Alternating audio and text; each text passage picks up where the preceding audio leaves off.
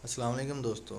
आज की इस वीडियो में हम जानेंगे कि किस तरह हम अपने वाईफाई अडाप्टर की सॉकेट को रीसेट कर सकते हैं और अपने इंटरनेट की स्पीड को बढ़ा सकते हैं और वाईफाई की स्पीड को बढ़ा सकते हैं। तो इसका सिंपल आसान मेथड है। सर्च के बटन पर क्लिक करें और यहाँ पर आप लिखेंगे CMD कमांड लिखकर डायलॉग बॉक्स ओपन हो जाएगा। यहाँ पर आपने करना है रन एज ए एडमिनिस्ट्रेटिव। जैसे ही आप रन एज एडमिनिस्ट्रेटिव करेंगे, जैसे कि मैं कर रहा हूँ, आप देख लें इसको। बहुत आसान मेथड है, इसको थोड़ा सा सेट कर लें। यहाँ पर अब आपने लिखना है नेट SH विनसॉक रीसेट। बेसिकली ये नेटवर्क अडाप्टर जो है, जो वायरलेस अडाप्टर है, जिस मदरबोर्ड में जहाँ पर लगा हुआ है वहाँ की जो सॉकेट है उसको ये रीसेट कर देगा और आपका इंटरनेट नॉर्मल वर्क करना शुरू कर देगा।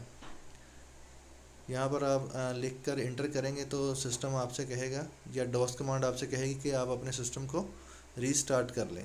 तो आप सिंपली यहाँ पर लिखें एग्ज़िट।